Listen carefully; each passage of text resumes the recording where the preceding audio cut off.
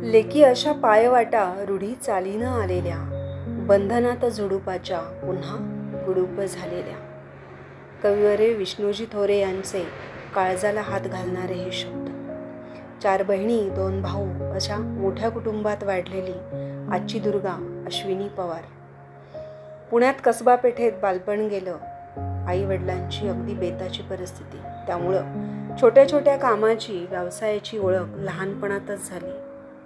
हरतालिकेसाठी लागणारी पत्री गोळा करायची, आळूची पानं आणून त्याच्या जुड्या बांधायच्या, त्या विकायला घेऊन जायच्या.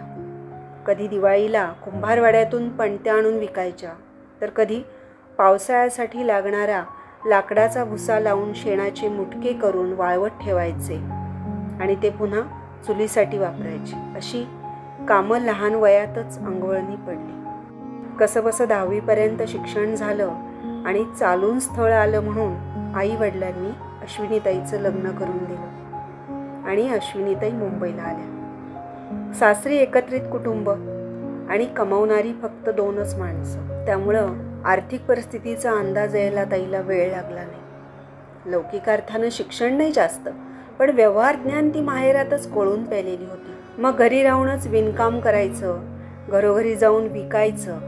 पुढे कुटुंब वाढलं. एक मुलगा एक मुलगी झाली, त्यामुळं मुलांचं भविष्य, आपल्या गरजा, अडीअडचणी, आजारपण, त्याच्यामुळे घरातूनच जेवणाचे डबे द्यायला सुरुवात केली. पहाटे 3 वाजता उठायचं, 30-30, 40-40 जेवणाचे डबे बनवायचे, द्यायला जायचे. मात्र या कष्टाचे पैसे मिळालेच नाहीत. फार मोठी फसवणूक झाली आणि किराणा सामानाचं कर्ज मात्र डोक्यावर आलं. यातूनच घरात किरकोळ वादावादी झाली आणि ज्याच्यासोबत लग्नगाठ बांधलेली होती त्यानं आपल्या स्वतःच्या आईचा, स्वतःच्या मुलांचा देखील न विचार करता घर सोडून नवरा निघून गेला. साऱ्या इच्छा, आकांक्षा, स्वप्न सारं अधुरं राहिलं. शरीराच्या जखमा दिसतात, पण मनाच्या जखमा त्या दिसत नाहीत.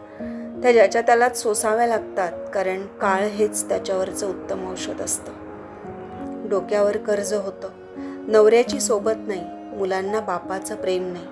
गेली 10-10, 15-15 वर्ष एका घरी ताई स्वयंपाकाचं काम करते. मुंबईसारख्या दमट कोंदट वातावरणात रोज 6 ते 8 घरी स्वयंपाकाचं काम केलं आणि डोक्यावर जो कर्जाचा डोंगर होता तो थोडा थोडा करून सगळं कर्ज फेडलं. चांगलं घर आणि चांगलं स्थळ बघून मुलीचं लग्न करून दिलं. मुलगाही चांगला शिकतोय. सासूबाई आज नाही आहेत, मात्र त्यांच्या आठवणीत ताईचे डोळे पाणावतात. सासूबाई, ननंद या दोघी म्हणजे खूप मोठा भक्कम आधार होता असं ताई सांगते. आणि शेवटपर्यंत आनंदी राहून काम करत राहायचं असं हसत हसत ताई आवर्जून सांगते. अशी आपली कष्टाची प्रेरणा देणारी दुर्गा म्हणजेच अश्विनी पवार.